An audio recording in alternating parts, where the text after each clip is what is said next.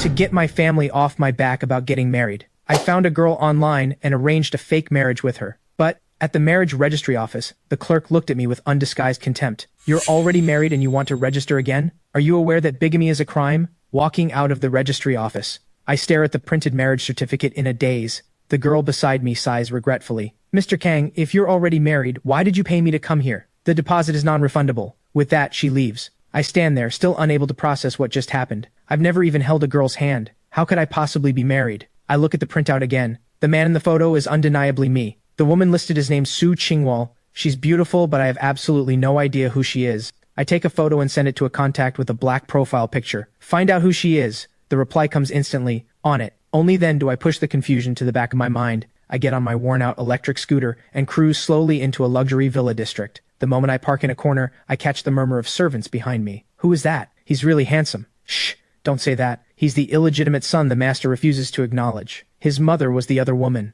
She showed up heavily pregnant, demanding a confrontation right when the mistress was about to give birth. It ended up with both women delivering on the same day. That woman has no shame. She spent years making excuses to stay in this house. He, at least, knew his place. He moved out in middle school and hasn't been back in years. No idea what brings him back today. I frown and pretend I heard nothing. Inside the living room, my mother Lee Ruyan is waiting at the door. The moment she sees me, she grabs me urgently and pulls me upstairs. Come with me to find your brother first. And you got the marriage certificate, right? I reply flatly. Got it. The bride wasn't who I planned, but technically yes. Good. Remember your place. Soo-fei Shu is your brother's fiancé. A top-tier family like that is completely beyond what an illegitimate child like you could ever hope for. Only your brother deserves someone like her. Those words bring a flash of contempt to my eyes. Soo-fei Shui is the legitimate granddaughter of the Soo family, Haicheng's top dynasty. She pursued me for 4 years in university. Then on graduation day, she ended up with my brother Kang Boda. When Lee Ruyan found out, she demanded I immediately marry someone else, to permanently cut off any possibility between me and Soo-fei Shui. It has always been this way. Whenever my interests and Kang Boda's came into even the slightest conflict,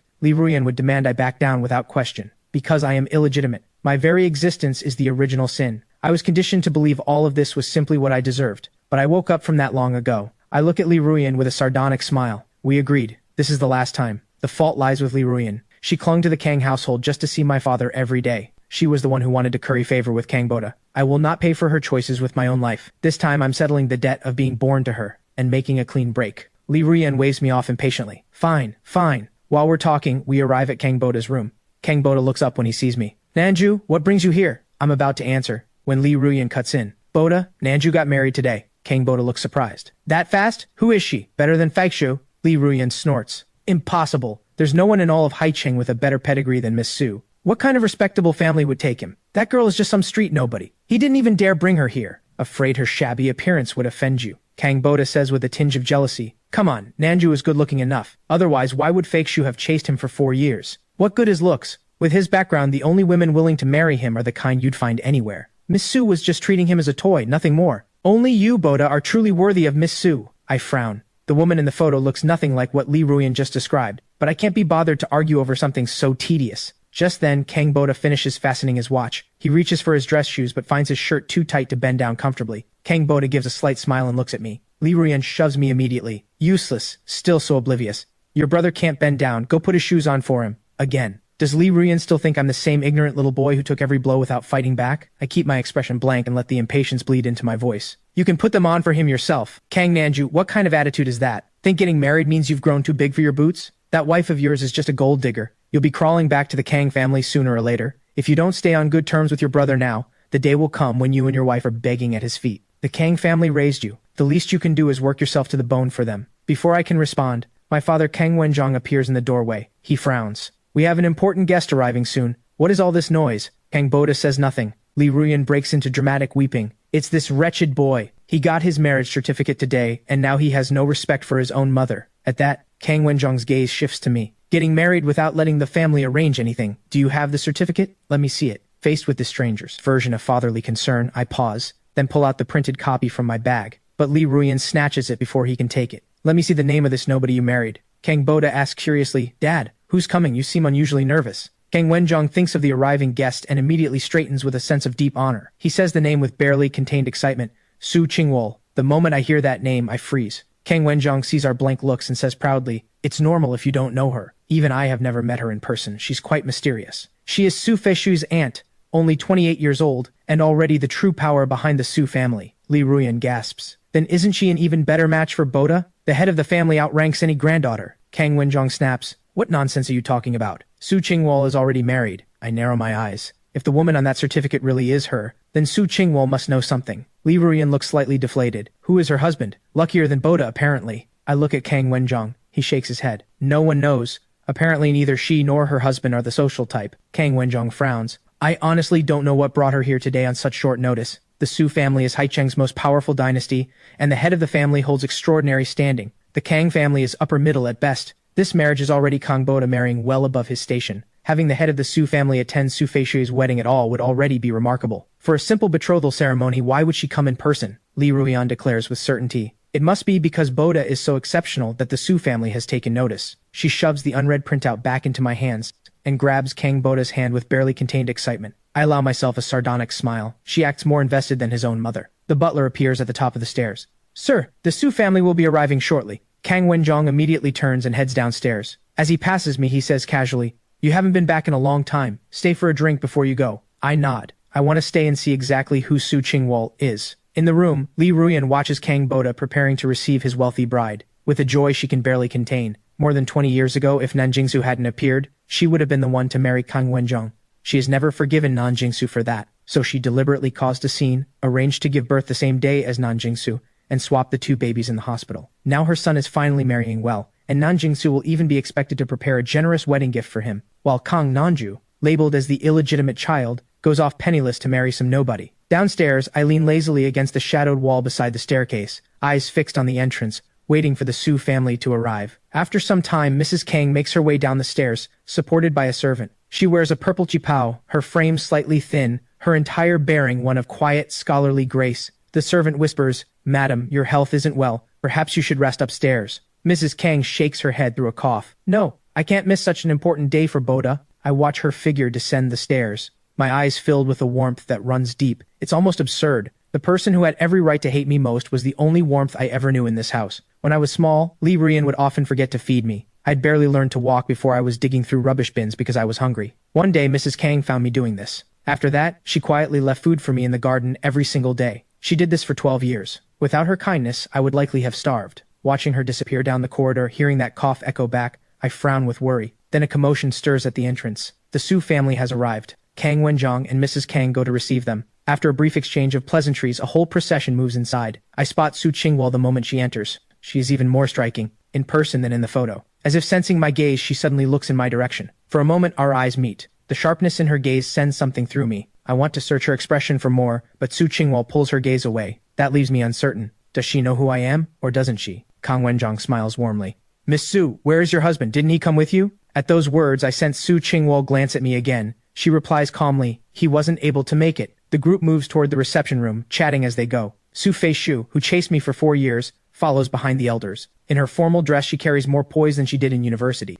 She hasn't noticed me. Distracted and murmuring quietly with Kang Boda, everyone settles in. Soo Chingwol takes the seat of honor and the discussion of the engagement begins. I finally step out from where I've been standing and watch the gathering in the reception room in silence. Then someone yanks my arm. Li Ruyan hisses at me. Kang Nanjoo, what are you still doing here? Don't tell me you still have feelings for Soo Feishu. Let me be clear, she is going to be your sister-in-law. Relax. I have no interest in being the other man. Kang Wenjong asked me to stay for a drink. From the time I was old enough to understand, I have always called him Kang Wenjong, never father. Li Ruyan grits her teeth. That was just politeness. You actually took it seriously? You really don't know your place. Even I can't attend something like this without embarrassing the family. And you think an illegitimate child belongs at that table? Get out of here, now! I frown with impatience and am about to respond, when the corner of my eye catches Soo Chingwol rising from her seat. She gestures at her phone and heads toward the balcony. Must be a call. My eyes sharpen. I throw Li Ruyan a vague acknowledgement, and slip out of the reception room, turning toward the balcony. The moment I get close, she ends the call and turns her cold eyes on me.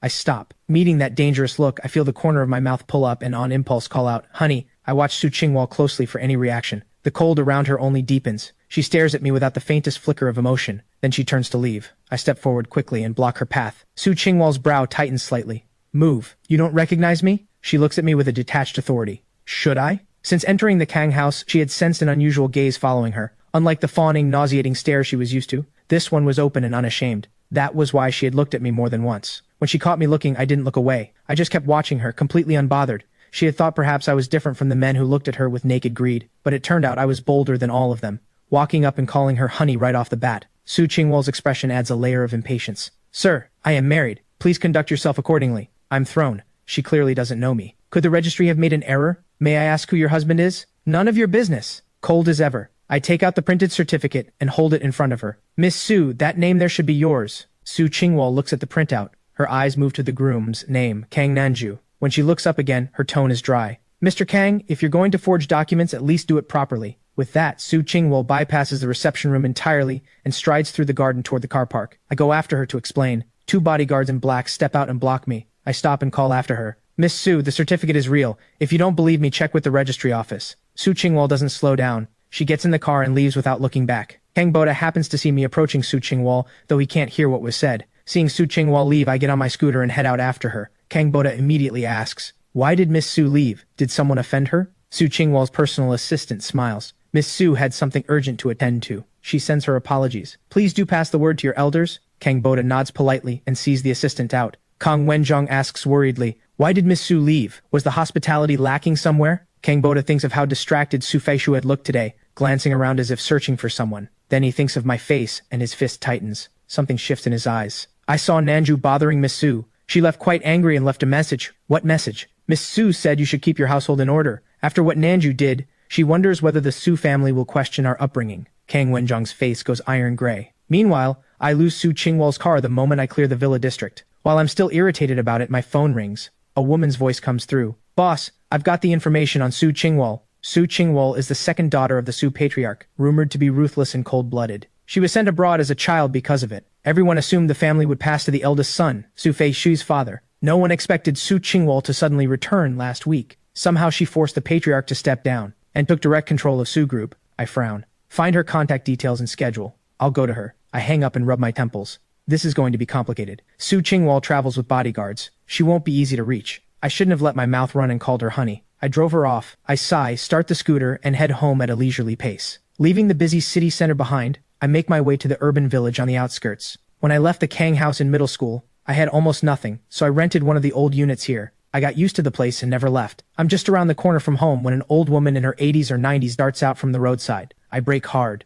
Nearly hit her. I think at first it might be a scam, but something quickly tells me it isn't. The old woman is small and thin but well-dressed. She clearly doesn't come from an ordinary background. Around her neck hangs a tag with a phone number and the words, "If this elderly person is found wandering, please call this number." Dementia, clearly. I wonder whose grandmother this is. I take out my phone and dial the number on the tag. Before it rings, the old woman suddenly grabs my wrist with a firm grip. Clarity flashes in her cloudy eyes. "My granddaughter's husband! You're my granddaughter's husband!" I twitch involuntarily. I've been single for 22 years. And how do I end up with 2 wives? The registry office must be running a wholesale operation today. I find it amusing enough to play along. "Grandma, who is your granddaughter?" The old woman furrows her brow in thought. "My granddaughter, what was her name again?" "Right, it starts with Sue something." The name rises to the surface and vanishes before she can say it. She grows agitated, mouth opening and closing, unable to produce the words. "Take your time, Grandma. It's all right if you can't remember." I give her a reassuring word and dial the number. Not far away, on a nearby street, Soo Chingwol is sitting in a luxury car. Her expression is dark. Her assistant Liu Hua beside her doesn't dare breathe. Liu Hua says carefully, "It was my failure to watch over her properly. I let the old madam wander off." Soo Chingwol says nothing. She radiates cold. Grandma Soo is usually unresponsive most of the time, but today she had a sudden moment of clarity, sent everyone away, and slipped out on her own. Security footage showed she had taken a public bus all the way to the outskirts of the city. The area is run down, with many streets lacking cameras. They've been conducting a street-by-street search. Then Soo Chingwol's phone rings. She answers immediately. A calm male voice comes through. "Hello, your elderly family member is with me." The atmosphere in the car freezes. Everyone moves instantly. One person reaches for a phone to call the police, another starts tracing the signal. Soo Chingwol's eyes go sharp. Her voice drops to ice. "How much do you want?" The voice on the other end is easy and unhurried. "I'm not a kidnapper. I just wanted to let you know the old lady is safe, and that someone should keep a better eye on her." I give the address and hang up. Soo Chingwol's eyes lift slightly. That unhurried voice sounds oddly familiar. 5 minutes later, they reach the location. But the boy who called is nowhere to be seen. Only a police officer stands there with the old woman. Soo Chingwol asks Grandma Soo, "How did you end up here?" The old woman says with a conspiratorial air, "I came to find my granddaughter's husband. He lives nearby." Soo Chingwol pauses. She sighs.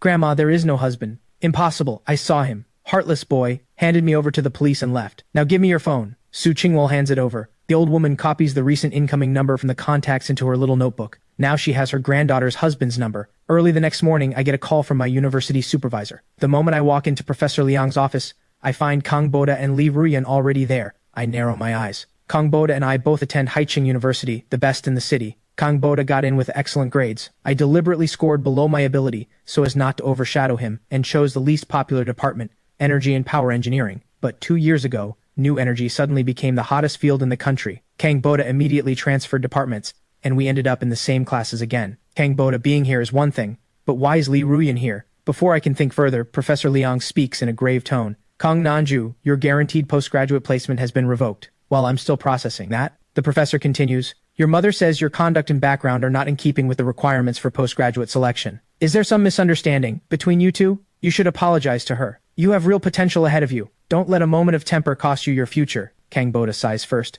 then says, Professor Liang, Nanjoo's mother only wants what's best for him. He looks at me. You offended Miss Soo. She's made it known she wants you gone from Haicheng. It takes me a moment to realize the Miss Soo he means is Soo Chingwol, but I only exchanged a few words with her, and she didn't seem angry when she left. While I'm still thinking, Kang Boda steps up to me. Kang Nanjoo, this is a plane ticket our father bought for you. He wants you to go abroad and let this blow over. Otherwise, even the Kang family can't protect you. A flicker of contempt crosses my eyes. They just don't want me dragging the Kang name into it. Kang Boda sees me making no move to take the ticket. He produces a bank card and affects sincerity. Are you worried you won't be able to manage abroad? There's 50,000 here. Think of it as my personal contribution to your living expenses. Start with this. If it's not enough, I can give you more from my allowance later. The eldest son of the Kang family, and all he can offer is 50,000? I find that almost funny. Li Ruyan snatches the card from him. Boda, what are you doing? The Kang family buying him a plane ticket is already more than enough. She turns to me and commands, pack your things and leave the country. I've already processed your withdrawal from the university. I look at her with cold eyes. By what right do you make decisions for me? By the fact that I'm your mother, and with grades like yours, graduating will be a struggle anyway. Better to go earn money sooner. Professor Liang immediately speaks up. Madam Li, you're mistaken. During his time at this university, student Kang,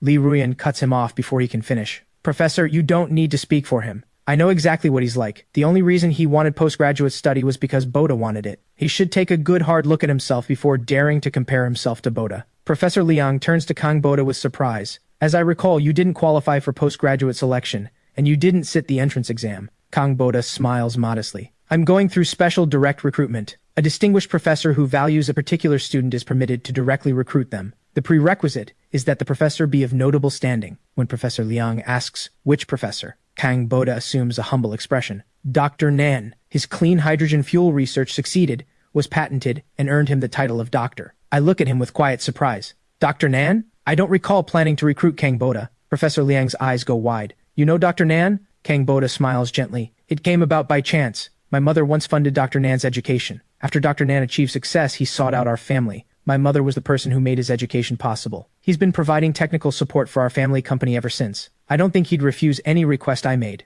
I raise an eyebrow. As a child, I survived in the Kang household entirely because of Mrs. Kang's care. Once I had the means, I reached out to Mrs. Kang, using the identity of Dr. Nan. To give myself a reason to repay her for raising me, I fabricated the story that she had once sponsored my education. Over the years, whenever her company ran into technical issues, I helped without charge. But I never agreed to grant Kang Boda's every request. He has significantly overstated things. Professor Liang takes it at face value. Which university does Dr. Nan teach at currently? Kang Boda replies, I've promised the dean I'll invite Dr. Nan to join the faculty here. Professor Liang brightens. He turns to me. Nanjoo, your research area aligns with Dr. Nan's. I'll introduce you to him when the time comes. If Dr. Nan is willing to speak for you, the postgraduate placement may still be within reach. Kang Boda puts on a look of concern. Professor Liang, the Soo family is Haicheng's wealthiest. They provide substantial research funding to the university every year. Professor Liang waves this off. Dr. Nan is in extraordinary demand right now. I've heard overseas universities are competing to bring him in. Many companies are lining up to invest in him as well. If Dr. Nan is willing to step in, the university will certainly prioritize his word.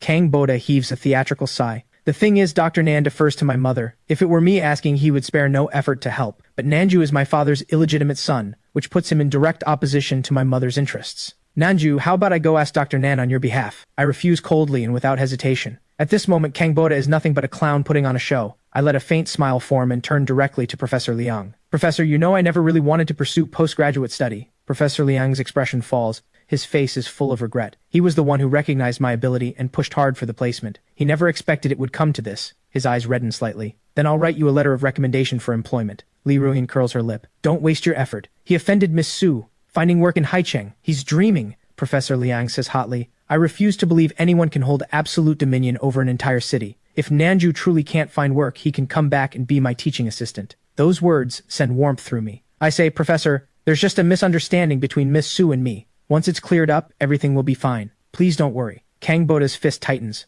He cannot understand why, when he is the model student, Professor Liang only has eyes for the seemingly unremarkable Kang Nanjoo. Burning with resentment, Kang Boda glances at Li Ruyan and speaks. Is Nanjoo really going to keep bothering Miss Soo? She's married. This kind of behavior reflects very badly on you. Li Ruyan ignites exactly as expected and slaps me across the face right then and there. I stare at her in disbelief. I didn't think she would actually strike me in front of Professor Liang. Li Ruyan shows not a trace of shame. She jabs a finger at me. A few years apart and you've forgotten how this household works. Apologize to your brother right now and promise you will never approach the Soo family again. The warmth drains from my eyes, leaving only cold. She clearly didn't take anything I said the other day to heart. Does she still think I'm that same ignorant boy who took everything lying down and deferred to Kang Boda in all things? If reason won't work, then don't blame me for not holding back. A swell of satisfaction rises in Kang Boda. He thinks, you used to bow and scrape in front of me when we were children. Even after you moved out and we crossed paths again in university, same shabby appearance, but suddenly all that confidence. Today let her put you back in your place. Kang Boda is still thinking this when I walk slowly toward him, just as a smile begins to form at the corner of his mouth,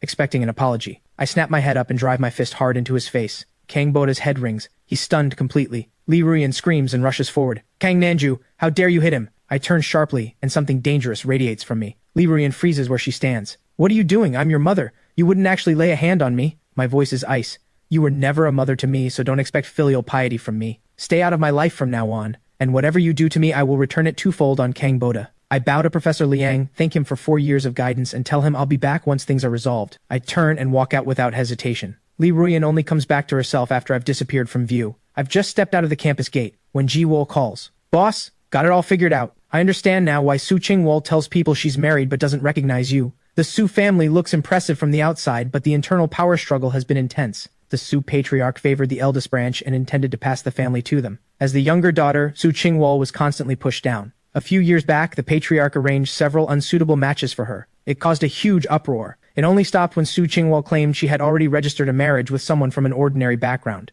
And this husband of hers is an interesting figure. He's never appeared in public or attended any Soo family gathering. So putting it all together, there's only one conclusion. Ji-Wol draws it out, clearly enjoying the suspense. But before she can finish, I've already understood. Did you find her schedule and contact details? Ji-Wol sounds slightly sheepish. I'll send you her schedule for the next few days shortly. Her personal number wasn't findable. That's fine. I'll go to her directly. Someone of Soo Chingwol's standing would keep her personal number classified. That's expected. Ji-Wol immediately adds, she has bodyguards around her at all times. Getting close won't be easy. Are you going in hard or keeping it subtle? A lopsided grin forms on my face. Outside Soo Group's building, I straighten my delivery worker uniform. I walk in carrying a parcel. This is a delivery for Miss Soo. Requires her personal signature. The receptionist calls the secretariat before allowing me upstairs. I take the dedicated elevator to the 88th floor. The elevator opens onto a sweeping, open space. An entire secretariat of over 100 people works here, all in service of one person. I follow the secretary assigned to receive me to the executive office, thinking I'm almost there, when a figure steps in front of me. Lu Hua frowns, looking me over. Mr. Kang, what are you doing here? Lu Hua's expression is anything but welcoming. He still remembers me approaching Soo Chingwol at the Kang house. Soo Chingwol hadn't made an issue of it, and now I've come back disguised as a delivery worker. He waves over 2 bodyguards. What's going on here? You brought someone to the top floor without verifying identity. Get him out of here immediately. I keep my expression perfectly neutral. What exactly do you mean by that? Does Soo Group look down on delivery workers? Lu Hua gives a cold laugh. You're quite the one to turn things around. We respect every profession. But are you a delivery worker? Do you have a worker's identification? The words are barely out of his mouth before I produce a work ID. My expression sits somewhere between a smile and not. He didn't expect that. His face stiffens. You didn't just register today, did you? The ID is opened. The registration date is right there. Lu Hua stares. It wasn't registered today. He is actually a delivery worker. I call toward the closed office door in an unhurried voice. Miss Soo, are you ready to sign for your delivery? A clear voice comes from inside. Let him in. I cast a sideways glance at Lu Hua, entirely unhurried. Seeing his expression tighten, I step past him and go in. Soo Chingwol's office is minimal luxury. Black and white and gray.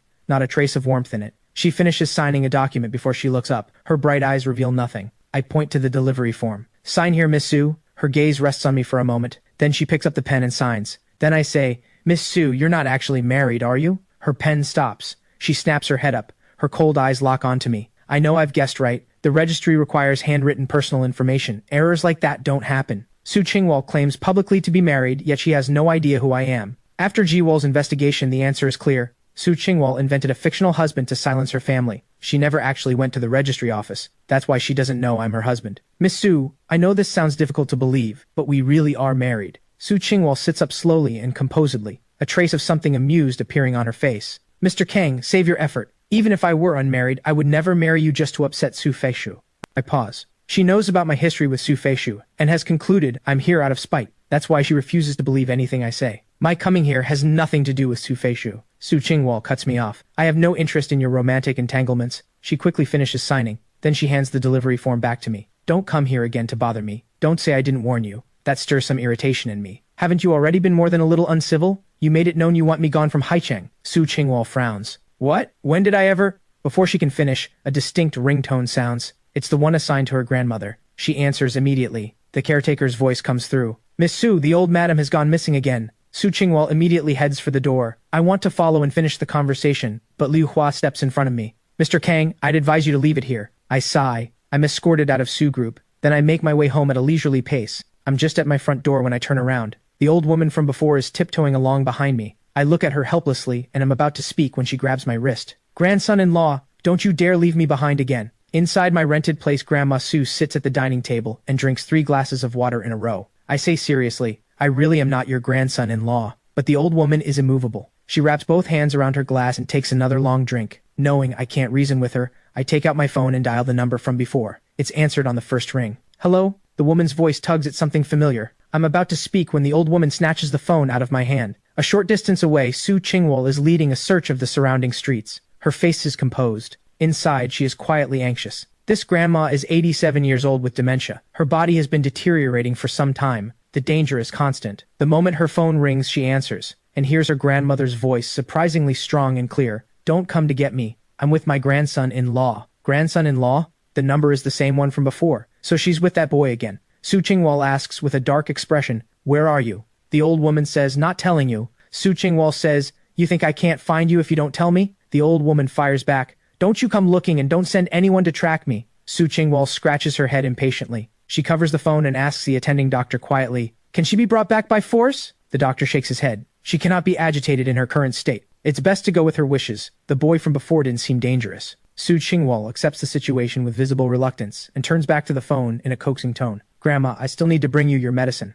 The old woman replies, I have my medicine with me. Stop worrying. Be a good girl and wait for me to bring your husband home. With that, she hangs up and hands the phone back to me. She looks deeply pleased with herself. Grandson-in-law, handled. I'm bewildered. What kind of family just leaves an elderly person in a stranger's care like this? I'm about to call back when a notification sounds. A contact request has come in through the number, with the note, granddaughter, I accept the request. A message arrives almost immediately. Please take care of my grandmother for a while. Her health hasn't been good. She can't have any upsets. I almost laugh. I'm typing back a cold reply. I'm not available. This isn't a charity. But before I finish, I hear something from the kitchen and go to check. Grandma Soo is boiling eggs. You can't just eat eggs if you're hungry. The tiny old woman turns around. Her wrinkled face breaks into the warmest smile. Grandson-in-law, press a warm egg to your face. It'll help the swelling go down. I go still. Perhaps I hadn't noticed it myself. I'd acted as if the slap meant nothing. But something cold had been wrapped around me since it happened, keeping me at a distance from everything. The old woman's words peel that away. Warmth fills the room. I look back at my phone. The chat window has lit up with an orange notification.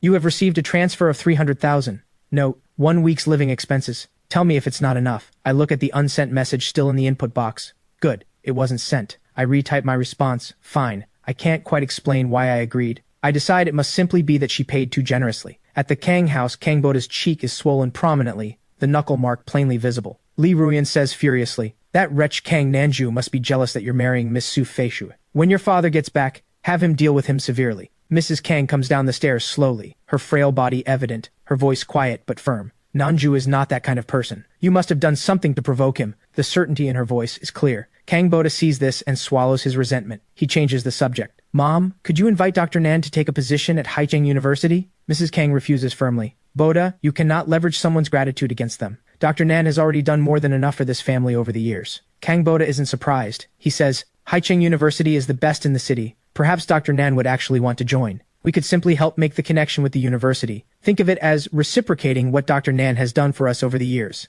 Mrs. Kang finds this reasonably persuasive. She takes out her phone. Then I'll ask him. Kang Boda settles beside her and says, Dr. Nan has done so much for us. The debt has long been repaid. Shouldn't we invite him to a proper dinner? Wouldn't it be better to ask in person? Kang Boda thinks Dr. Nan never refuses Mrs. Kang anything. If he comes, I'll raise the idea of becoming his postgraduate student in person. Dr. Nan won't be able to say no. Mrs. Kang is persuaded. She sends a message to Dr. Nan. Dr. Nan, would you have time to come by the house? When I see the message, concern rises immediately. Why does Mrs. Kang suddenly want to meet? Is her health getting worse? Thinking of her cough, I feel a sharp urgency. I reply, available. But just as I'm about to head out, another message arrives. Would Saturday work? I'd like to have you for a simple meal. I realize I overreacted. But eat at the Kang house? A wry smile forms. 10 years ago, the first weekend after I moved out, I went back. I stood in the garden and looked through the window at Mrs. Kang, Kang Boda, and Kang Wenjong. Mrs. Kang was smiling brightly. Li Ruyan said, "You see? That is a real family. Don't come back and disturb her again." I left quietly, placing the birthday gift I'd brought for her on the doorstep. Every year after that I would leave a gift. After so many years, it was probably time to actually see her. I reply, I should be the one hosting. Saturday evening, 6 o'clock. I'll see you there. I send her the restaurant location. Mrs. Kang accepts with evident pleasure. Going to the Kang house would only mean unnecessary conflict. Better to meet somewhere quiet where I can also check on her health. I exit the conversation and find several messages from the granddaughter. Instructions for caring for Grandma Soo. I quietly go to the second bedroom and send her a short video. A short distance away on the street, 2 fully equipped vehicles are parked without drawing attention. Soo Chingwol is working inside one of them. A notification sounds. Soo Chingwol picks up her phone and looks. Her permanently frozen expression shows a trace of something close to surprise. The family doctor immediately asks, "Has something happened to the old madam?" Soo Chingwol presses her lips together and hands him the phone. The video shows Grandma Soo lying spread-eagled on a bed with small floral prints, sleeping deeply and snoring. It's only 9 in the evening. Getting Grandma Soo to sleep before 1 in the morning is usually considered early. The doctor's expression is one of pure astonishment. The old madam truly responds to this young man differently from anyone else. If he could stay with her consistently, I genuinely believe her condition would improve. Soo Chingwol's eyes deepen slightly. She seems to be turning something over in her mind. The next morning, I receive a message from Soo Chingwol. "May I come to see my grandmother tonight?" I reply, "Of course. Anytime." I send her the exact address. Soo Chingwol notes the address and replies, "Sorry to impose. She needs to bring the family doctor tonight to check on her grandmother. The worry won't leave her otherwise." Seeing no further reply, Soo Chingwol senses I am not particularly fond of overly formal exchanges. Outside my door, I'm waiting with nothing to do when a familiar voice reaches me. I turn. A familiar face. It's Su Feishu. The face I remember as warm and considerate is now looking at me with dark displeasure. In university, I was always alone, a solitary figure. Su Feishu was warm and outgoing, always gravitating toward me. She was the only real friend I had. Now the situation between us is awkward. I hesitate, then ask, "Is something wrong?" Su Feishu gives a cold laugh. "Kang Boda told me about your background. Why did you hide it? I despise the other woman and illegitimate children more than anything. And here I was, chasing someone like you for 4 years like a fool. Did you find that amusing?" Something clenches hard in my chest. Her own parents' marriage was troubled. There was reportedly an illegitimate daughter involved, and yet Kang Boda needed only to say about my background to shatter 4 years of friendship. I step back and create distance between us. Su Feishu steps forward. "Don't you have anything to say to me? Explain what? Explain why I'm illegitimate? Or why I chose to be born from Li Ruyan's body?" I give a short, humorless laugh and turn to leave. If she can't see past my birth, there's no point in the friendship. My decisiveness unsettles something in Su Feishu way. She watches me pull away and something panics inside her. Without thinking, she reaches out and grabs my wrist. "You can't leave!" I look back. "What is it?" Su Feishu's expression tightens. She doesn't like this distant and different version of me. She feels something defensive rising in her. She thinks, I was the one who let go first. How did it end up feeling like I'm the one being left behind? With that thought in her chest, she says with a mocking air, "Still doing odd jobs? Haven't found a proper position yet? Why not come work as my personal assistant?" I free my wrist and refuse coldly. "I don't think I'd be a good fit." Su Feishu continues, "It wouldn't involve much. I have an apartment near the office. You'd just live there and attend to my daily needs. 50,000 a month. Is that enough?" My eyes go cold. "You want me as a kept man?" Su Feishu scoffs. "That you'd definitely be qualified for. Your mother was the other woman after all. Raised in that environment, it practically runs in the family. I'm sure you'd be very professional." I push her away. My voice goes to ice. "Don't push it." But she doesn't get angry. She smiles, something obsessive and unsettling in her eyes. "Kang Nanjoo, believe me, sooner or later you'll end up as someone's plaything. So why not choose me? At least I'd be gentle with you for old time's sake. I'll give you time to think. When you change your mind, come find me." With that, she turns and leaves. I laugh at myself. I turn and find Soo Chingwol standing at the entrance to the private room. Her eyes are unreadable. Liu Hua addresses me. "I always wondered why you didn't find stable employment after graduation, working all those side jobs. So it was Su Feishu pressuring you that caused it." I look at him confused. Liu Hua sighs. "So you approaching our boss wasn't really by choice. After all, almost no one in Haicheng would dare go up against the Su family." I narrow my eyes, but don't correct him. After 2 days, this is actually the first time any of us has had a calm exchange. Liu Hua says quietly to Soo Chingwol, "Should we help him? He seems quite pitiful." I think yes. By all means help me. Take me to the registry office and get this marriage annulled. My company is waiting to go public. But before I get there, I hear Soo Chingwol say coldly, "Why would I do anything for someone who has nothing to do with me?" She strides past me and leaves. Pitiful? She could see it herself. What was in my eyes wasn't pity, it was sharp amusement that wouldn't stay hidden. And getting hold of her personal schedule in the first place demonstrated real resourcefulness. The corridor falls quiet. I stand there. Cold, I think. She is just cold. That evening, Soo Chingwol leaves the office on time. She arrives at the old residential area in the outskirts carrying a bag of fruit. Following the address from the message, she finds the unit and knocks. A familiar voice comes from inside quickly. Coming, coming. The door opens. Soo Chingwol looks at Grandma Soo. She looks well. She takes in the surroundings.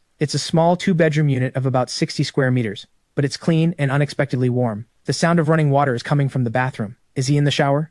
Soo Chingwol pulls her eyes away as though startled and feels unexpectedly self-conscious. The family doctor is about to follow her in when she holds out a hand. Give me the equipment. Wait in the car. Soo Chingwol quickly and efficiently takes the old woman's blood pressure, blood sugar, and heart rate. Perhaps because of how soundly she slept last night, every reading comes back remarkably healthy, the old woman says proudly. My grandson-in-law takes such good care of me. Soo Chingwol finally lets the tension go. Her eyes drift once more toward the bathroom, then she begins packing up the equipment to leave. The old woman blinks. You're not staying for dinner? My grandson-in-law cooks wonderfully. It wouldn't be appropriate. She sets the equipment down. Leave this here for checking your health. The old woman's eyes shift. Take it back. It's useless here. My grandson-in-law doesn't know how to use it, and I don't want the doctor here. You come every day and check me yourself. She thinks, if my granddaughter comes every day, she'll see her husband. They can build something between them and end this business of living apart. The old woman feels a chubby great-grandchild beckoning to her in the distance. Soo Chingwol is about to respond when the water sound stops. She immediately stands, grabs the medical bag, and moves toward the door. I'll be going then. I'll come see you again tomorrow. The door closes just as I walk out of the bathroom dressed. Where's your granddaughter?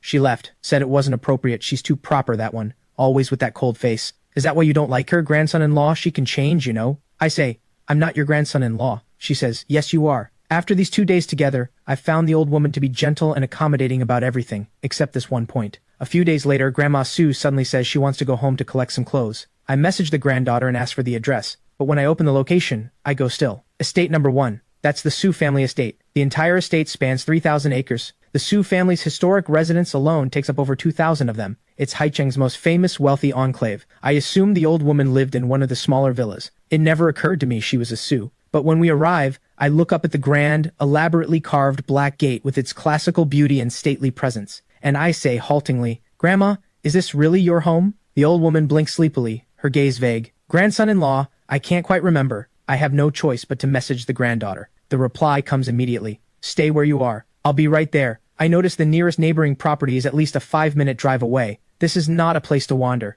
I help Grandma Soo settle onto a nearby stone bench. A luxury car pulls up in front of us. Kang Boda and Lee Ruyan step out of the back seat and come straight toward us. Lee Ruyan's brows are tightly knit. Kang Nanjoo, I knew it. What are you doing here? She came today as Kang Boda's attendant for a visit to the Soo estate and spotted a young man lingering outside the gate from a distance. She didn't expect it to actually be me. Kang Boda looks at the closed gate. Nanjoo, are you here to bother Miss Soo Chingwol again? At that, Lee Ruyan erupts.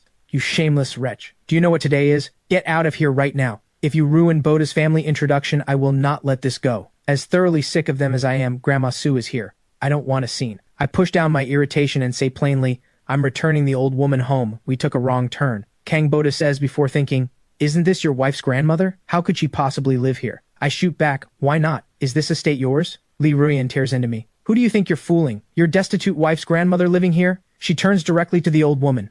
Old woman, if you live here, tell me which villa is yours. I frown and am about to speak, when the old woman suddenly stands. I remember now, this is my home. Grandson-in-law, take me inside. She takes my hand and pulls me toward the gate. We're still about 100 meters from the entrance. Kang Boda says, Nanjoo, all those excuses, and it still comes down to using this old woman as your way into the Soo estate. I pause and look toward the gate. A suspicion has been forming since I first saw it, but I can't bring myself to connect the polite, considerate granddaughter from those messages with the cold and formidable Soo Chingwol. Maybe the old woman has the wrong address. I'm about to check again, when Lee Ruyan lunges forward and reaches for Grandma Soo. Showing up with lies like this? Shameless. Don't you dare cause trouble at the Soo estate. I'm startled. One arm wraps around Grandma Soo, the other catches Lee Ruyan. I push her back hard. The old woman is this age. She cannot take even a slight knock. Lee Ruyan stumbles backward several steps. When she regains her footing, she screams, You actually hit your own mother for this old hag? I ignore her and check Grandma Soo immediately. The old woman has never been spoken to like that in her life. She is shaking all over, her body trembling beyond her control. I hold her steady. I reach for the fast-acting heart medication from her pocket. I open the bottle. It's empty. My pupils contract. Her condition is fragile. Chest compression should only be a last resort. She needs medicine. I snap my gaze to the gate. The Soo family will have medication. Even if she isn't a Soo, she's a neighbor. They wouldn't let someone die on their doorstep. I lift her into my arms. Don't be scared, Grandma. I'm taking you for your medicine. But Kang Boda suddenly moves to block me. He grabs my arm hard. Nanjoo, stop this. The Soo family won't let you in. He looks at the old woman, something dark passing through his eyes. He thinks, she doesn't look good. She might not make it, and if she dies here, Kang Nanjoo's wife will hate him for it. In this moment, I feel a rage building in me that I can barely contain. I kick him to the ground. The next moment, something locks around my leg. Lee Ruyan is on the ground, both arms wrapped around it with everything she has. She screams, I'm going to die. My own son is killing me. I'll die before I let this old woman pull a con on the Soo family. I'm shaking with rage, but with Grandma Soo in my arms, I can't free myself. Then a black luxury car rolls to a stop nearby. Soo Chingwol steps out. What is going on here? Kang Boda says, Miss Soo, Nanjoo is trying to use this dying old woman to force his way into the Soo estate. I tried to stop him, but I couldn't. I slowly turn around. When Soo Chingwol sees who I'm holding, her pupils contract sharply. Her face stays still. Inside, she is terrified. Grandma Soo is the person she is closest to in this world. Her health has been declining steadily over recent years. The doctor has already hinted that she may not make it through the year. Soo Chingwol cannot lose her. I see her coming and have already pieced it together. The old madam's heart. Her medication is empty. Get her medicine quickly and she'll be fine. Soo Chingwol presses her lips together and reaches out to take her grandmother from my arms. Then she runs into the estate without looking back. I don't follow, because Lee Ruyan was still clinging to my leg. Kang Boda stares after Soo Chingwol's retreating figure in bewilderment. A sharp, sickening unease rises in him. She couldn't be Grandma Soo herself, could she? Lee Ruyan says, Miss Soo is only panicking because she's afraid someone will die on her doorstep. That would make the Soo family look like they stood by and did nothing. Bad for the reputation. Kang Boda frowns and turns it over. Right, there's no way Kang Nanjoo's wife is Soo Chingwol. He really is overthinking. Just then, the Soo estate gate opens, and Soo Feishu steps out. Kang Boda's face lights up. Feishu, you could have waited in the car park. Why did you come all the way to the gate? Soo Feishu's expression carries a trace of displeasure. Kang Boda had messaged saying he was almost here, but said the gifts were too many to carry and asked her to come help. She waited in the car park for a long time with no sign of him, so she came out to look. And the first person she sees is me. Her steps falter. In an instant, the displeasure on her face vanishes. She forces a soft expression and turns to Kang Boda. It's your first time here. I was worried you'd have trouble finding your way. Kang Boda hurries up to her, all smiles. Feishu, you're so thoughtful, he asked tentatively. Is the old madam at home? Her health isn't well. She's been resting at home. Grandma Soo lives separately, in her own courtyard, and doesn't allow visitors, so in truth, Soo Feishu has no idea whether she's actually there. Kang Boda takes it at face value and visibly relaxes. Soo Feishu looks at me, searching for jealousy, envy, or resentment, but my face holds only a cold, brooding darkness. My thoughts are entirely on Grandma Soo. I have no attention to spare for their little performance. At this point, I'm nearly certain the granddaughter is Soo Chingwol. I stare at the gate and think about whether I'd be stopped if I tried to walk in. Then a shadow falls in front of me. Soo Feishu is standing right in front of me. Kang Nanjoo, does coming here mean you've come around? I say nothing, expression dark. Soo Feishu gives a cold laugh. If you have, just call me. Who gave you permission to come to the Soo estate? Do you think a gate like this is open to an illegitimate child? But if you really want to see inside, there is a way. All you have to do is, before she can finish, Kang Boda cuts in. Feishu, you've got the wrong idea. Nanjoo is waiting for his wife's grandmother. The old woman had a sudden heart episode. Miss Soo Chingwol carried her inside for emergency treatment. Soo Feishu blinks. What? His wife? Kang Boda says lightly. Right, I kept meaning to tell you. Nanjoo got married. Soo Feishu's eyes go red immediately. She says through gritted teeth, Kang Nanjoo, who is she? Contempt shows clearly in my eyes. Soo Feishu, who my wife is, has nothing to do with you. Soo Feishu's voice jumps up sharply. How is it nothing to do with me? I'd like to see who would dare marry you without my approval. Kang Boda quickly supplies. From what Nanjoo's mother said, she's just some girl from the streets. Soo Feishu clenches her fists. Is this how low you think of yourself?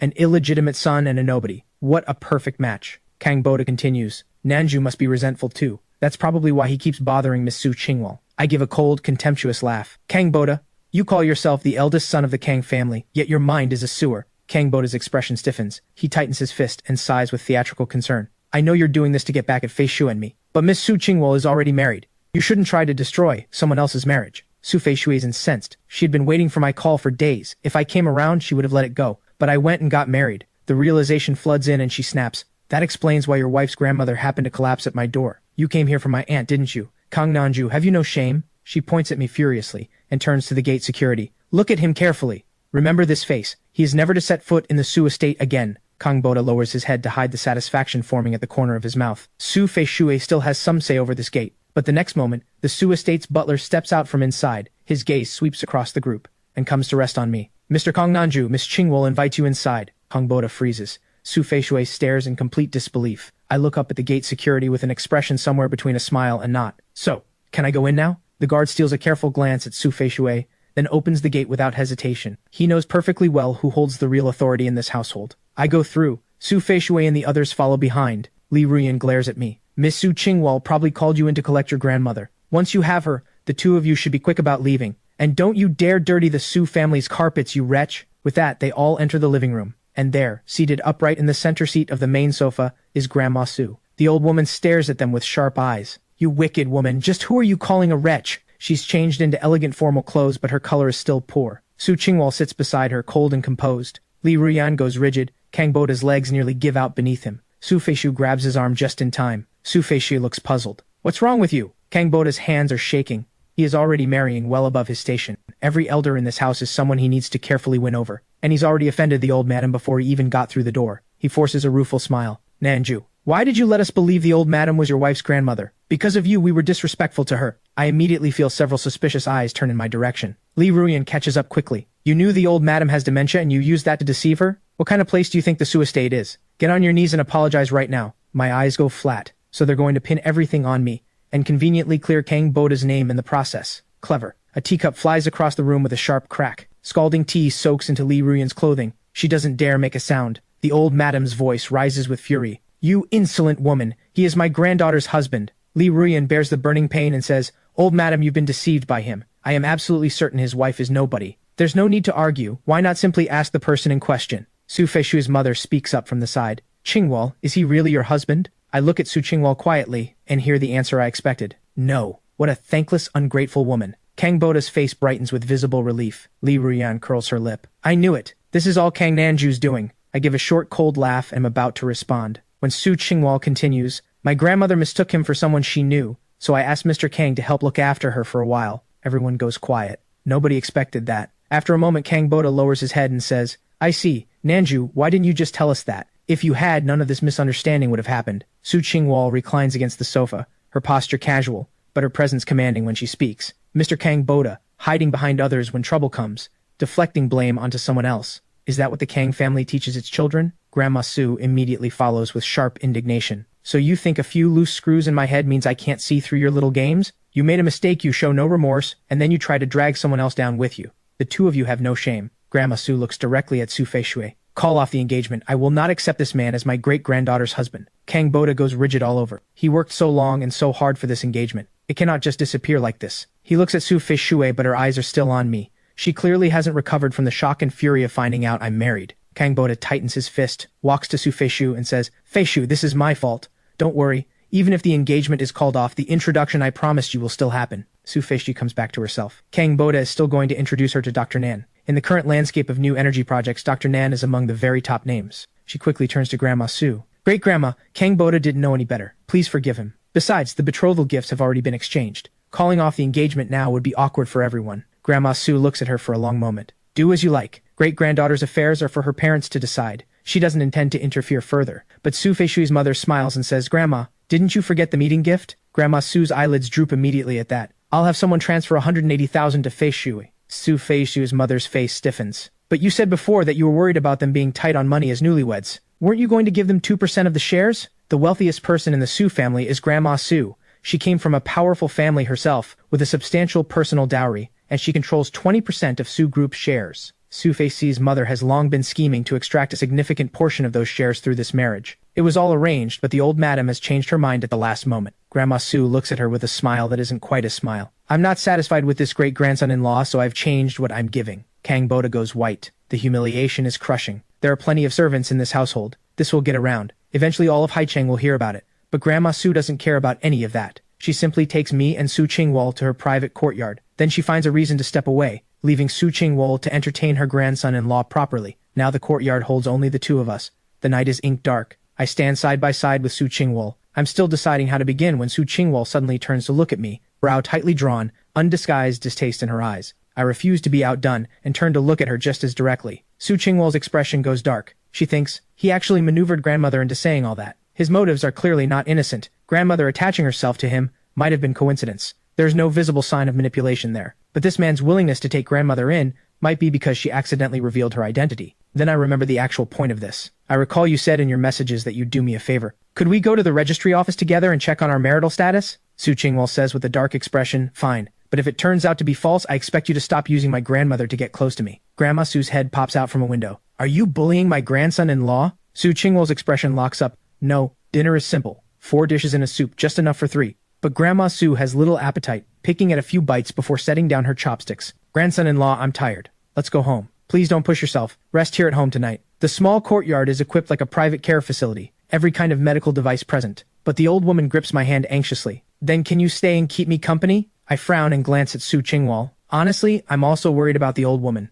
But this woman has made her distaste for me quite clear. She thinks I'm using the old woman to get close to her. She'll never agree. Soo Chingwol pauses, then says, all right. Then she gives me a meaningful look. The meaning is clear. This is entirely for her grandmother's sake. I should harbor no other ideas. Grandma Soo is delighted. She says happily, wherever my grandson-in-law is, that's where I am. After dinner, I take Grandma Soo back to her room. She must be genuinely exhausted after the episode today. The moment she lies down, she drifts off. Her sleep is very restless. I have no choice but to sit at the bedside and stay with her. Outside the window, Soo Chingwol's expression is severe. What is happening with grandmother? The family doctor, who has a background in psychology, says, I can't say why the old madam has become so attached to this young man, but I can guess at why she's so unsettled. I believe the old madam senses she may not make it through the year. She's afraid that when she goes, you'll have nothing tying you down. This grandson-in-law is the only person she can leave behind to be with you. Soo Chingwol goes still. Something stirs in her dark eyes, impossible to fully suppress. Only after a long time does the stillness return. She stands in the moonlight, as if she might simply turn and surrender herself to the darkness behind her. After some time, she suddenly turns and strides back toward the main residence.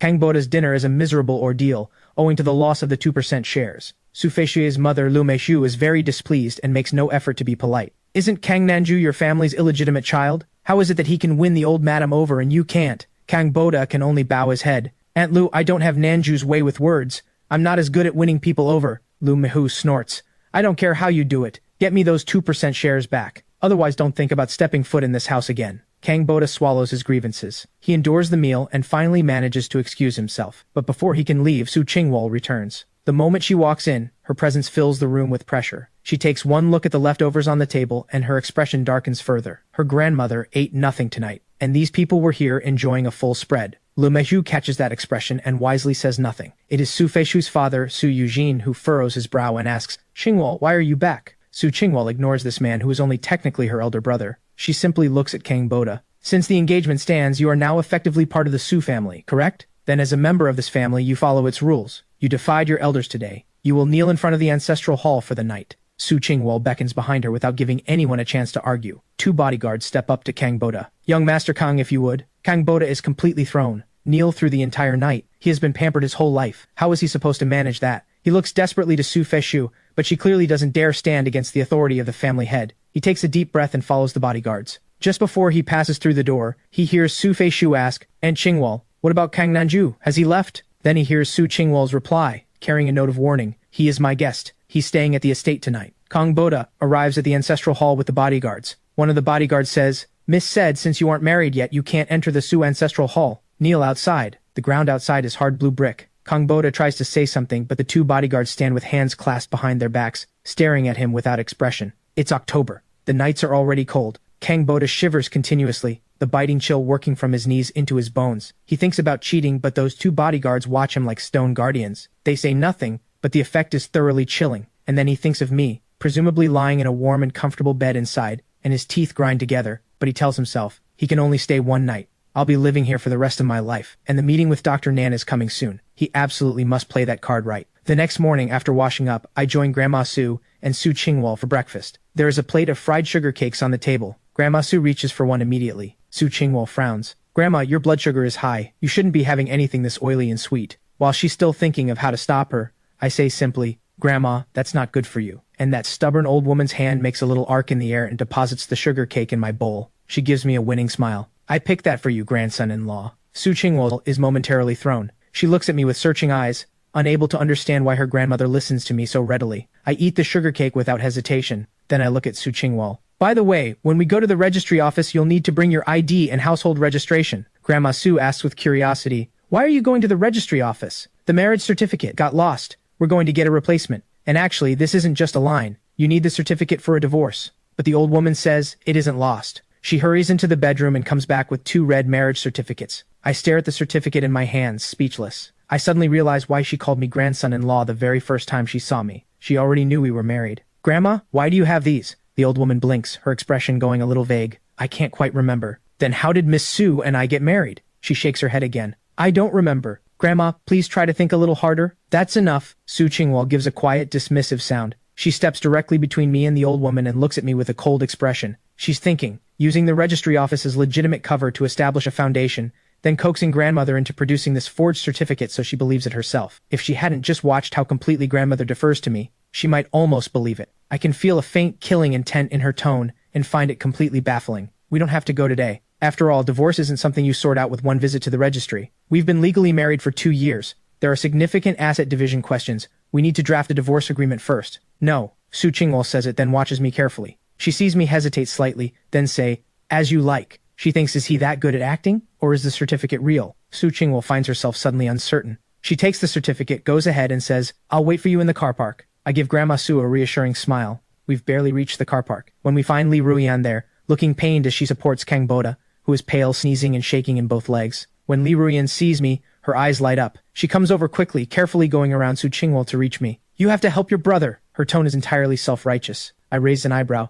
I can't figure out how they're here this early, unless they never left last night. I say nothing. Lee Ruyan launches into it immediately. Nanjoo, you're illegitimate, but the Kang family raised you regardless of your birth. You owe them something. Your brother was even better to you. He let you go to school with him. He shared his clothes with you. And when you were born, you were so weak, they didn't think you'd survive. I didn't produce enough milk, so you only made it because you took what belonged to your brother. The Kang family hadn't planned on taking us in at all. It was only because you and your brother were born on the same day that Mrs. Kang and your father let us stay. So you owe your brother. You should spend your entire life being good to him. These are words I haven't heard in 10 years, yet they're completely familiar. I think of the child I was, who believed every word, who swallowed it all and let Kang Boda do whatever he wanted. Now I only find it absurd. Yes, the Kang family raised me, but parents are legally required to provide for their children. If they hadn't, they would have committed the crime of abandonment. Yes, I went to school alongside Kang Boda, but I carried his school bag to and from school and served as his personal errand boy on campus. If Kang Boda so much as coughed, it was considered my failure to look after him, and Lee Ruyan would beat me for it. At school, I was only permitted to score near the bottom, because I was not allowed to outshine Kang Boda. I had no clothes of my own because my parents never provided any. I wore only what Kang Boda discarded, so my clothes were always a size too small. Mrs. Kang did once buy me new clothes, but the moment I put them on, Lee Ruyan tore them off me and gave them to Kang Boda, saying I wasn't worthy of them. I was not allowed to look better than Kang Boda. As for being a weak infant, what baby wouldn't be weak after going 4 or 5 days without being properly fed? The contempt in my eyes deepens. Lee Ruyan notices nothing. She continues, now that you've grown up, you finally have a chance to repay the Kang family. Nanjoo, the old madam listens to you, doesn't she? Go tell her to give those 2% shares to your brother. I suddenly smile. You're right. At that, Lee Ruyan's face lifts, thinking she's gotten through to me. But the next moment I say lightly, I'm just a lowly illegitimate child. Why would the old madam listen to anything I say? Lee Ruyan freezes, about to try again, but I've already walked past her and gotten into Soo Chingwol's car. Seeing Lee Ruyan, looking like she might follow, Soo Chingwol gets into the driver's seat and shuts the door cleanly. She takes her time fastening her seatbelt, then drives away without a word. The black luxury car moves smoothly along the road. Through the rearview mirror, Soo Chingwol can see me looking out the window, my expression calm and distant on a face she has to admit is striking. She pulls her gaze back to the road. The warning she had been preparing to give stays unspoken. The car reaches the registry office quickly. The moment it stops, a voice comes through the window. Boss, the driver said you took the car yourself. I panicked and tracked the GPS. Is something wrong? Soo Chingwol, as always, offers nothing in response. Lu Hua looks at the registry office. Why are you here? Don't tell me Kang Nanjoo is still harassing you? Don't worry, I said he'd never get near you again. If he does, I'll livestream myself eating garbage. Before Lu Hua finishes, a lazy male voice comes from nearby. He goes rigid. What's your livestream channel? Lu Hua is at a complete loss. The three of them then go inside to the service window. Lu Hua speaks first. Hello, can a certificate be obtained without both parties present? The clerk frowns. Of course not. You heard that. Lu Hua looks at me with a smug smile. Then he spots the marriage certificate in my hand and scoffs. You even came prepared with a forged document. I'm calling the police right now and reporting you for forgery and harassment. But Soo Chingwol hands the certificate to the clerk. Please check whether the certificate is genuine. The clerk gives her a strange look, then takes the certificate and inputs the information into the computer. Soo Chingwol presses her lips together. She suddenly finds her own behavior almost absurd. She is completely certain she has never been married, and yet here she is. She even canceled an important meeting for this. The clerk looks up. This certificate is genuine. Soo Chingwol goes very still. Liu Hua reacts without thinking. That can't be right. Is there an error in your records? The clerk gives him a sharp look. What are you talking about? Marriage is a serious matter. Both parties are carefully verified and required to sign a declaration. At the word declaration, I immediately say, may we see our declaration? At the same moment, Soo Chingwol says, please bring out the declaration. They look at each other and immediately look away. The clerk says with a helpless sigh, you two are certainly in sync for a married couple. Fine, I'll go find it. He returns quickly with the registration file and pulls out the declaration for us to examine. The handwriting is unmistakably mine. Liu Hua stares beside her. Boss, this really is your handwriting. I think for a moment, then look around the room and spot a security camera. Hello, would it be possible to view the security footage from the day we registered? I'm sorry, we only retain footage for 6 months. The clerk then assures us that a marriage certificate absolutely cannot be issued unless both parties are physically present. Their procedures do not allow for errors. The three of us leave the registry office with nothing resolved. Standing outside, Liu Hua says blankly, Boss, what now? Soo Chingwol's eyes darken. I raise an eyebrow. Then both of us say at exactly the same time, divorce. Liu Hua blinks. So if you're divorcing now, should you discuss the terms? Again in perfect unison, Soo Chingwol and I both say, I'll have my lawyer contact you. Talk to my lawyer. After saying it, both of us can't help looking at each other. I give a short laugh. How about we each have our lawyers draft a proposal first, and if there are issues, then the lawyers can negotiate. Liu Hua scoffs, as if you could afford a lawyer. But Soo Chingwol nods in agreement. I ignore Liu Hua and take out my phone. Miss Soo, let's connect on WeChat. Easier to stay in touch. Soo Chingwol pauses, then takes out her phone and opens her WeChat QR code with a meaningful look. I scan it. A chat window opens on my phone. The saved name reads, Silly Granddaughter. Her expression darkens immediately. I'm momentarily lost too. I forgot we were already connected. Looking at her expression, I cough. The name was just something I typed without thinking at the time. I quickly shield the phone and change the name from Silly Granddaughter to Silly Girl. Then I leave a simple message, see you around.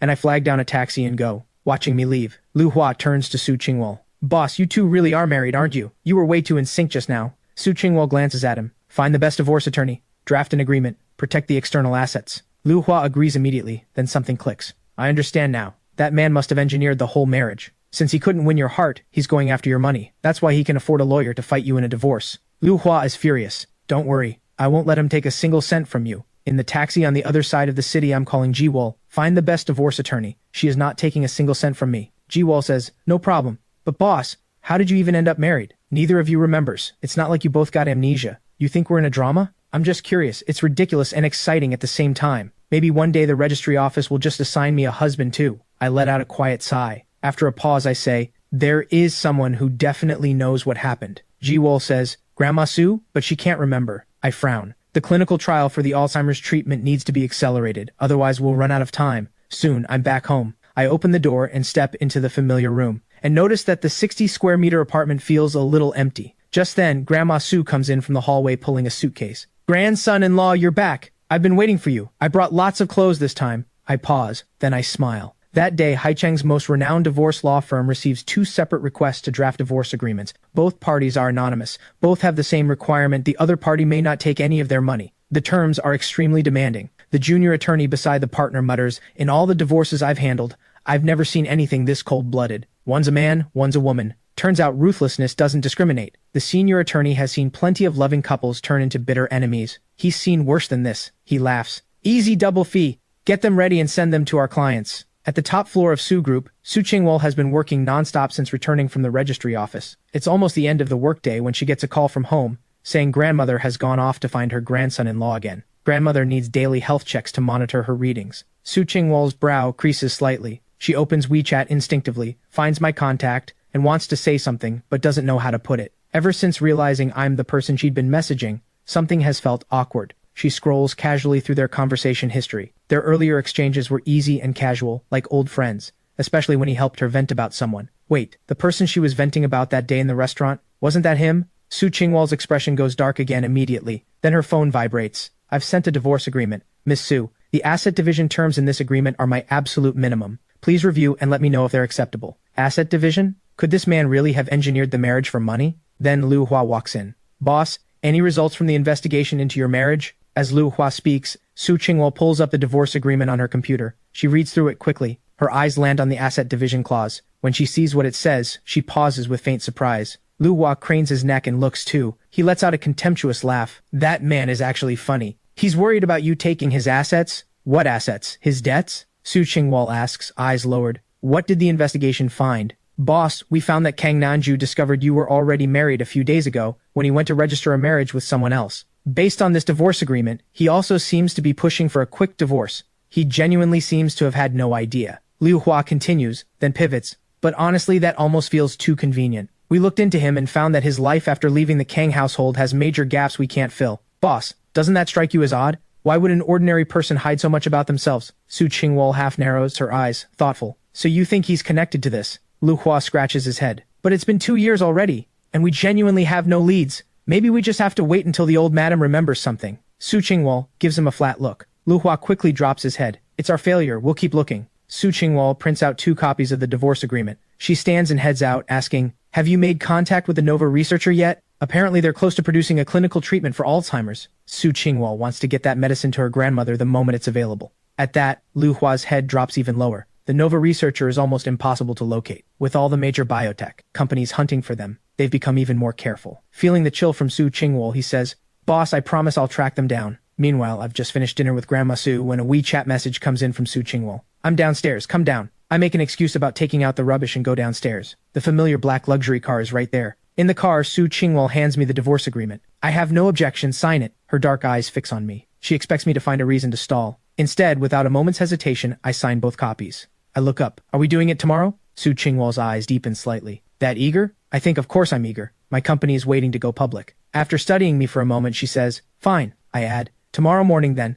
Bring your ID, household registration, and the marriage certificate. I'll see you at the registry office. Soo Chingwol nods. Then her expression abruptly changes. Grandma Soo has come downstairs at some point without anyone noticing. She is staring at us, her face drained of color. She presses a hand to her chest, her voice trembling. You're getting a divorce? Then her eyes close and she collapses toward the ground. Outside the very important person ward at the first hospital, the doctor says, the patient's condition has stabilized for now. She cannot be subjected to any more emotional stress. I hear this and think of the emergency measures applied to her just now. I still feel the lingering fear. I look at Soo Chingwol standing nearby. Her face is expressionless. She looks perfectly composed. But when the doctor says Grandma Soo is no longer in immediate danger, she reaches up and loosens her collar slightly. Then she sinks slowly onto the hallway bench, a faint trembling going through her that she cannot hold back. Then the nurse's voice comes from inside. The old madam is awake. Soo Chingwol goes in immediately. By the time I follow, the old woman has her eyes open. She looks at me, her voice rough. Grandson-in-law, I dreamed you and my granddaughter were getting a divorce. That isn't real, is it? I don't speak. But Soo Chingwol speaks. It wasn't real. We're not getting a divorce. The old woman says,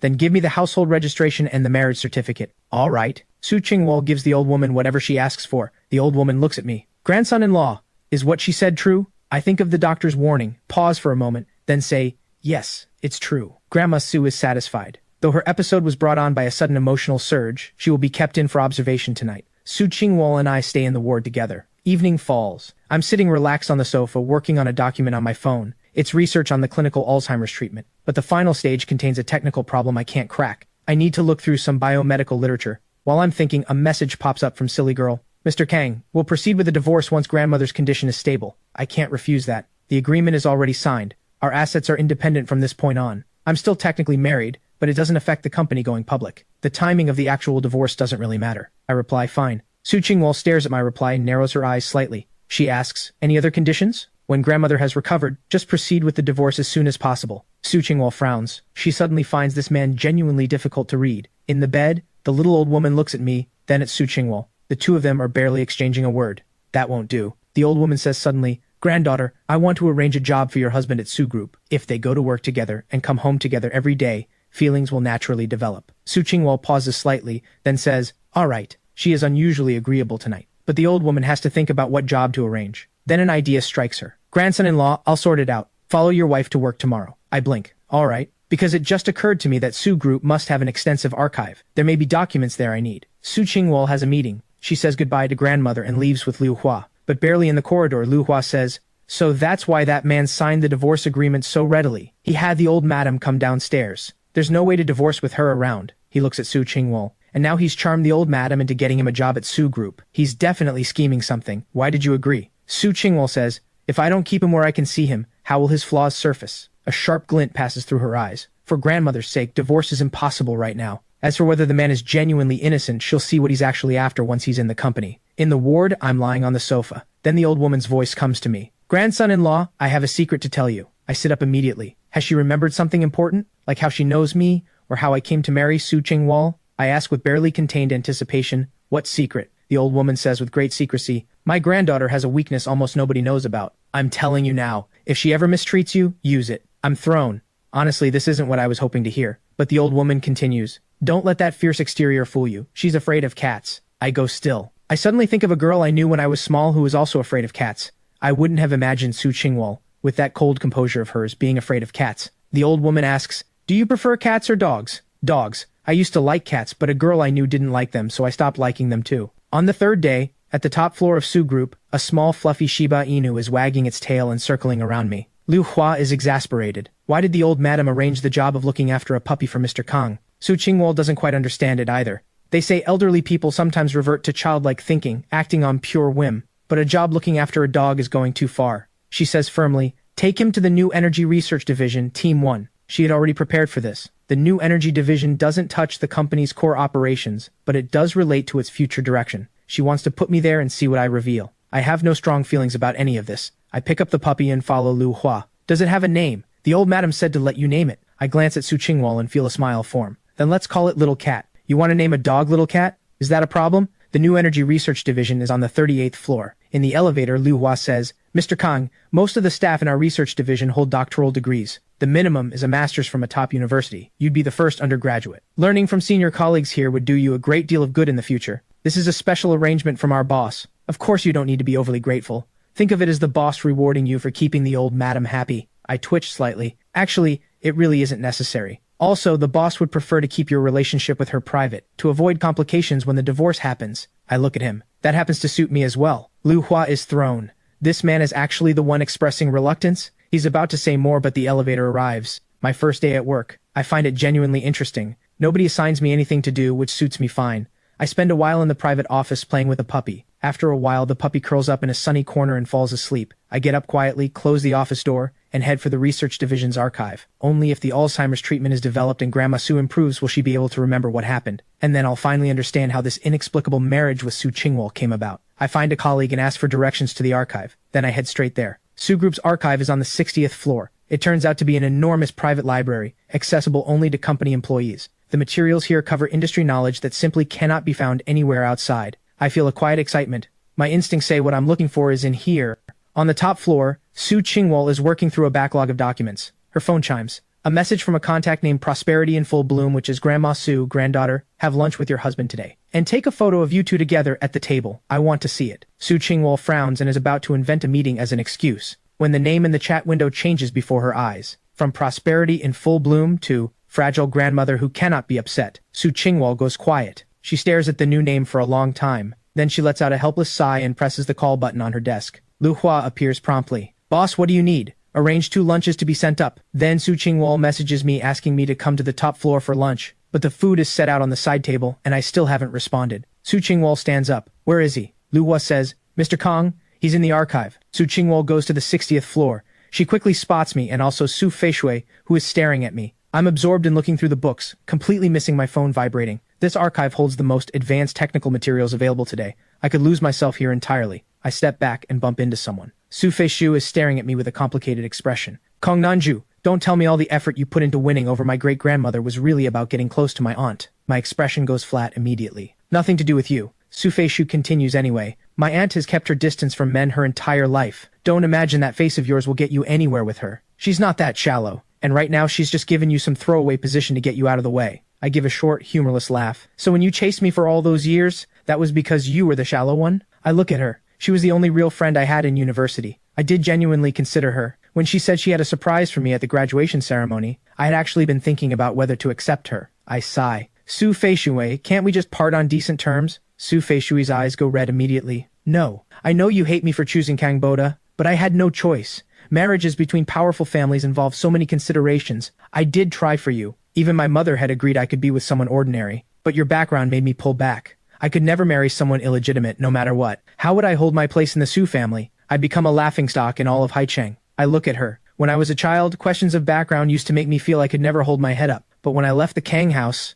I understood. Self-respect is everything. I look away. Thank you for the favor of not marrying me. I turn to go. Su Feishui blocks me again. I can arrange for you to work in my team. I'll find someone senior to mentor you. I know how capable you are. You're so sharp you'd pick things up fast. You'd never have to do odd jobs again. I cut through the rambling. What's the condition? Get divorced. Come with me. Soo Feishu cannot tolerate the idea of another woman sharing me with her. The very thought drives her close to the edge. I respond coldly, you don't deserve that. Why do you love that nobody wife of yours so much? You think I couldn't pay her off or have someone scare her into leaving you? How could she possibly compare to me? I slap her without hesitation. After doing it, I still feel unsatisfied. I look at Soo Feishu with cold detachment. I didn't intend to be cruel. But since you insist on pushing for an answer, my wife is more beautiful than you, and her figure is better too. I turn to leave, and there at the corner ahead is Soo Chingwol. I go still. So does she. Soo Feishu's eyes go dark. Her fists clench. She thinks, one day he will come to me in tears. She takes a long breath. When the pain in her face fades a little, she calls Kang Boda. Tomorrow afternoon you have that lunch with Dr. Nan. Take me along. Meanwhile, Soo Chingwol uses lunch as a pretext to bring me up to the top floor. Inside her office, she points to the side table. You start. I feel a little guilty. She doesn't seem to have heard what I said based on how she's acting. While I'm thinking, I hear the sound of a photo being taken. Soo Chingwol takes the photo calmly and sends it to grandmother. Then she comes over and sits down to eat. I understand why she took the photo and don't ask. I look at the table and make conversation, quite a spread. She sits across from me. She picks up her chopsticks with unhurried elegance. Good nutrition is essential for maintaining one's figure. I freeze. My face feels warm. My gaze drifts briefly over the pale skin visible at her collar. Then I pack up one of the portions to go. I just remembered the puppy hasn't been fed. I'll head out. I pick up the packed meal. Thanks for lunch. The afternoon comes quickly. I pick up the dog and leave the top floor. After finishing her work for the day, Soo Chingwol stands to leave. Lu Hua asks, Boss, which home? Soo Chingwol pauses. She just realized she hasn't asked where grandmother is. She calls Grandma Sue. Whose home are you at? The answer is unexpected. I'm at the hospital. Soo Chingwol frowns. Didn't the doctor say you were cleared to leave? But this afternoon my chest started hurting again, so I'd like to stay a few more days. Are you coming to sit with me tonight? You don't have to. I'm just a frail old woman with no one to look after her. Leave me here alone in my misery. Waking up at midnight wanting a sip of water with no one there. Oh, it's so hard. I'm coming now. That's better. And I've already told your husband. He's coming to stay with me too. Come together. She hangs up and presses her fingers to her temple. She understands her grandmother's scheming perfectly. Whether she goes back to the Soo estate or goes to my apartment, she and I will be separate at night, but if both of them keep vigil at the hospital, we'll inevitably spend more time together. But she knows I was with someone. Soo Chingwol presses her lips together. She wants to maintain distance. But then she thinks of grandmother's health, and she swallows her reluctance. She messages me, I'll pick you up after work and take you to the hospital. This time I respond quickly, no need. I'm already in a taxi on the way. Soo Chingwol thinks he knows how to maintain propriety. He hasn't taken advantage of grandmother's favoritism to push his way in. She should feel relieved. Somehow the unease in her chest only grows a little. I haven't been thinking much about any of this. I simply don't want too much entanglement with Soo Chingwol until I understand the truth behind this marriage. This inexplicable marriage was almost certainly caused by something on her side. After all, someone as small and unremarkable as me, who would be paying attention? I carry the dog into the hospital ward building and head toward the very important person rooms. Not far away, Mrs. Kang Nanjoo has just finished a follow-up appointment. Kang Boda has her by the arm. Mrs. Kang says hesitantly, Isn't that Nanjoo? What is he doing at the hospital? Is he unwell? A flash of irritation moves through Kang Boda. The news of Grandma Sue's hospitalization couldn't be kept from the Soo family, but the old woman is stubborn and refused all visitors. He went to the ward today and was turned away at the door without even catching a glimpse of her. So Kang Nanjoo must be here to be with her. His eyes shift. Probably visiting Grandma Sue. Nanjoo really is devoted. The longtime caretaker, Aunt Nan, who has come along, says with displeasure, devoted? I've never once seen him come to visit our madam. Aunt Nan is in her mid-50s, about 10 years older than Nanjing Soo. She has been Mrs. Kang's personal caretaker her whole life, never married. Mrs. Kang treats her like an elder sister, so Aunt Nan holds a high place in the Kang household. Even Kang Boda treats her with considerable respect. At Aunt Nan's words, a shadow passes across Mrs. Kang's face. Back then in the Kang house, Nanjoo had such a hard life. Aunt Nan immediately says, Madam, you're still defending him? I can't stand Li Ruyan's behavior either, but she has one thing right, young Master Nanjoo has no gratitude in him. You think about him all the time, worry about him, and he's probably long forgotten you exist. Kang Boda says, I hear Miss Sue arranged a position for him at Soo Group. That's probably why he's being attentive to Grandma Sue. Aunt Nan scoffs. Madam, you even raised him. When Li Ruyan neglected him as an infant, it was you who fed him. It was you who sent him to school. The debt of being raised is the greatest of all, and there's no sign of him repaying you. Mrs. Kang says immediately, That's enough, please stop. Kang Boda says, Mom acted out of kindness, she never expected anything in return back then. But some people do repay every small kindness in full, like Dr. Nan. Mom only gave him a little money for school, and look at how much he's done for our family over the years. 3 years ago when the company was nearly bankrupt, Dr. Nan gave us a technical patent that turned everything around. Aunt Nan nods immediately. Put it that way, Dr. Nan is so much better than Kang Nanjoo. Kang Boda affects curiosity. I've always wanted to know what Dr. Nan is actually like. Mom, take me with you tomorrow. Mrs. Kang smiles and ruffles his hair. All right, I'll take you. They chat as they make their way downstairs to the car park. This whole scene happens to be visible from where I'm sitting on the sofa in the very important person ward nearby. My eyes follow Mrs. Kang. Her complexion is an unhealthy white. Her figure is very thin. Kang Boda is talking beside her. Mrs. Kang nods with a resigned smile. The two of them move with a comfortable closeness. I watch until the car is gone, reluctant to look away. I turn around and find Grandma Soo